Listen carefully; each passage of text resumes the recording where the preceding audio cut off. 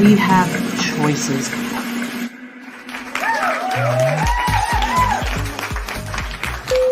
Hi, everybody. This is Helen Cernigliaro with Positive Space, and my guest tonight is Marie Freeman. Hi, everyone. This show is going to be about breast cancer, and I know it sounds like a kind of an oxymoron, positive space and breast cancer going together, but when I was first diagnosed with breast cancer, and Marie is a survivor as well, I decided I wanted to talk to a show about what breast cancer is not. And you can be a survivor, you can live with breast cancer, and when we were first diagnosed, as I said, Marie was diagnosed 5 years ago. I was diagnosed 2 years ago. We met it head on with determination, resolve, and we were just going to be fierce and go for it and come out the other side victorious, and we have. Marie is the co-founder and co-publisher for Long Island Bride and Groom website, and she is also a realtor for Keller Williams, and she is also one of my dearest friends in the world. Now, as I said, 5-year survivor, 2-year survivor, and the first question I want to ask you is, how did you feel when you were first diagnosed, and how did they find the cancer? 2 questions. It was found during my annual mammogram and sonogram. Okay. And when I found out that it was breast cancer, my family was like, first, why? Why me? That was, you know, how could this have happened? And obviously, I was afraid and scared. What was next? What was I going to go through? What stage was it? You know, all those things were running through my mind. So that's really how I felt. I wasn't sure what to do, and I just started crying because when I was diagnosed, I didn't think anything was going to happen. It was my annual, so I was like, yeah, I'll be in and out. And then I was like, don't you think that? And then I was like, oh my God. He's like, the doctor wants to see you. And I'm like, oh no, that means something. That's when, also when you get the mammogram and sonogram, they say, we're just going to take another picture. And you just go, oh no, what now? And I'm sure every woman knows what we're talking about. Absolutely. So what did you do? Now, I know how you felt, but what did you do? Called my husband. Okay. Called you. Yes, you did. Yes. You're like, I'll be right over. Yes, I remember. And the same thing happened. As I said, we've known each other for so long. When I was diagnosed, I called Marie. You were there within an hour. Yeah. Within an hour. I would have called my mom, but she was no longer around, so yes, that would have been someone I would have called. Okay. Is there a history of breast cancer in your family? No. No. No. So not at all. What do you think might have caused this? Mine was estrogen produced. Mine too. So, you know, there's so many theories out there.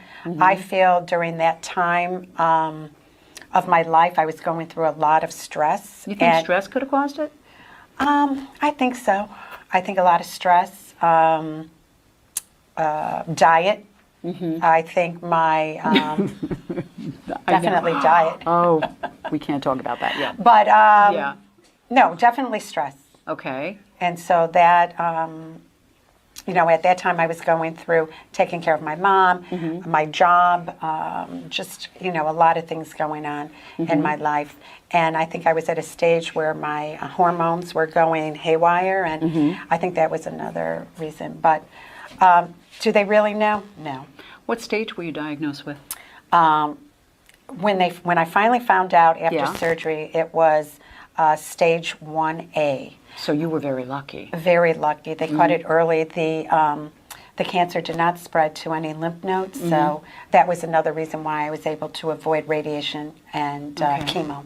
Well, the interesting thing for me is when I was first diagnosed with it, it was stage 1.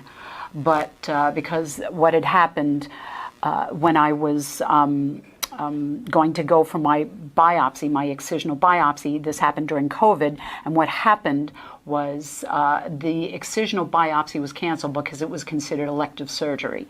And that being said, over those 2 months, I had an aggressive cancer, HER2 triple positive, and it went to my 1 lymph node. And then when it went to the lymph nodes, then we, instead of just surgery, I had to have chemotherapy, radiation, and I'm still going for physical therapy take care of my shoulder because my shoulder's a little out of whack from the radiation. So you have a support system. You had me, you had Stu. Did you tell people right away? No, because a lot of times when you tell people that you have cancer, the way they treat you they change a little bit. Like they're A little afraid of you? Afraid, or they don't know what stage, and they don't want to ask you, is it something that could be treated? You know, is this something that's treatable, or are you going to, you know? Do you know what I hate when people would say, I hope it works out. I hope. Because for me, I don't know about you, but for me, I hope implies doubt. And when I decided to go full tilt that, okay, let's get on with it, let's go, that I'm not putting any doubt in, you know, to this whole saga that I had to go through. So what did you think about that when somebody says, I hope it works out? How did it make you feel? It didn't bother me because Really? because I knew that people just don't know how to react. And, you know, I would let them know, it's okay to talk about it. You know, I would let them know, don't worry, I'll be fine. I'm going to get through this. I'm going to do whatever the doctors say. And, you know, and I'm also a very big believer in God above. So I did a lot of praying and I felt that he was a big part in my survival, was my faith. Who was hardest to tell? I think my husband. Okay. You know, because, you know, I think it was difficult because when you're diagnosed, you're not the same woman that you were before you were diagnosed with cancer. And I think it was hard for my husband to not deal with it, but you change because you want to start taking care of yourself and realize that this could be it. You might only have, you don't know yet until the final stage after surgery, so you think the worst. So I think that was the one person that was difficult to tell. I kept it very close to the vest. I just told my inner circle, you and, you know, my other, you know, very close friends. The hardest part was telling my family, telling my brother. That was rough because they were so far away, and to take a deep breath and just say, hi, how are you? By the way, I have breast cancer. It was hard. It was hard to do. I can just imagine. And I felt bad for them because they couldn't be with me. They couldn't fly up. But as I said, you know, well, that was during COVID, right? It was during COVID, and you picked up a lot of the slack.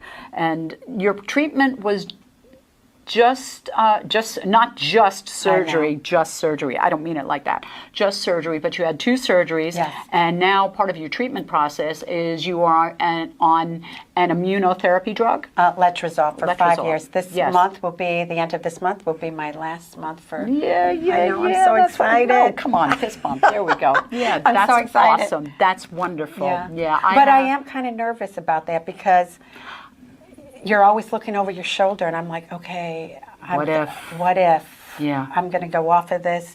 You know, you ask the doctor, okay, if I was on it for 5 years and now all of a sudden I'm stopping, what does that mean, you know? And then she reassures me that based on my numbers and everything like that, my reoccurrence will be very low. But you always are like, I hope so. Well, what would you do if it came back? What if? What could I do? I would have to just deal with it. I mean, what can you do? I love that. What can you do? I love that you say you'll deal with it because I remember while I was at physical therapy. It. Well, true, but you know that's a really rough thing. If you're talking to somebody that has breast cancer and you know you saying life is good, but they said, well, what if it comes back? And because now at this point, I have decided that I will deal with it. Because I'm not afraid anymore because that put me in a whole different light and saying, oh my gosh, it'll kill me or something like that. It's like you'll deal with it. Right. And that felt really good. Because some people's journeys could be different from what we're talking about. And I have often thought that as I go forward with this show and I talk to people about this and they do a what if moment, the right thing to say is you will deal with it. Because I never want to talk, be flippant about somebody that's going through something like that, because I have had that fear in my heart, boy, some sleepless nights, because even though we're positive thinkers and we have our own podcast and we talk about positivity, there's still some times where you just believe get me, there were paralyzed. moments where I was in the shower alone, crying, going, you know, of course. Why me? You sometimes have that, why me? I did everything right. I thought I was healthy.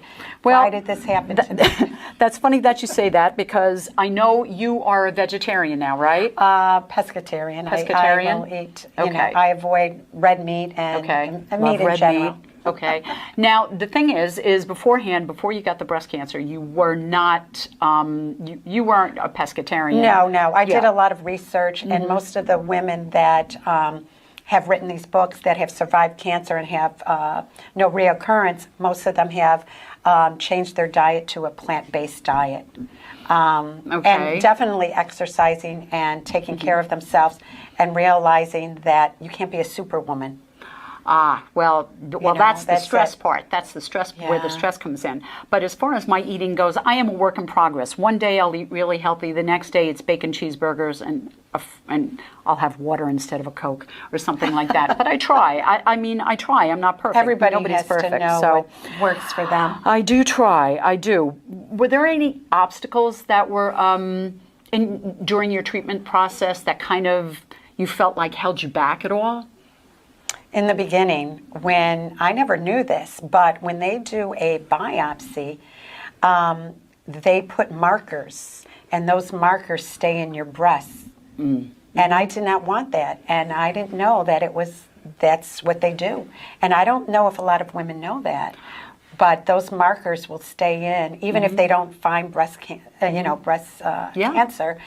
Those markers will stay in you. I have 2 titanium markers in one of the girls. I don't know. And I never anymore. knew that, and I questioned the doctors about that. What did they say? You know, they put it in so that if there is something, it marks the area of where the cancer is. Okay. But I said, what if it's not cancer? Then those markers are in me. And you know me, I don't like anything foreign or anything. I'm very organic, you know, and all that kind of stuff. Organic, yes. Yes, you eat very healthy, I have to say. I try you really to. do. I eat beans now because of Marie. So I just love our beans. Okay. How was this a wake-up call for you? Well, it made me realize that I have to start taking care of myself, maybe do things that I always wanted to do in my life, and focus a little bit on me, not being selfish, but realize, no, I was always doing things for other people and not for me. So that's where I think the difference came in with people saying, oh, you're not the same person, you know, because I wouldn't always say yes. Did you find when you told people that some people stepped up and some people didn't? And some people, for me, it was heartbreaking. I had a couple friends that disappeared. And talk about a learning lesson. And then some, like you, Eileen, Susan, Deirdre, Deb, were blessings. Because those nights, since I was by myself, I could pick up the phone and just say, just blurt out, I'm scared, and something like that, because you understood. Right. And nobody knew except my inner circle and my family. And I never got sick once. I never got sick. And oncology nurses are the most amazing people in the world when they give you a tip to pay attention and just listen to them. Because one of the nurses said they are. Because when I was getting the chemo, and I got four, I call them my vitamins, actually. And when I first got started, I got 4 sets of drug: Herceptin, Perjeta, carboplatin, and Taxotere. So they said the second you feel queasy, the very second, take a Compazine. And I listened to them. And I had a year of chemotherapy, and I didn't get sick once, not once. How long is the chemo? Like, how long are you there for during the chemo? The first time was 6 hours. So what do they do? Just go. They went. I have the veins that would make a vampire weep. And I just, they popped it in there. Port, so no, I did not get the port. But it's been quite a journey for you. And I appreciate you being here, Marie. Oh, thank you. You are amazing. And thank you for being there for me. I really do appreciate it. Now, I can't believe it now. I'm going to cry. Thank you. Thank you, everybody, for listening, and we will see you next week. Take care.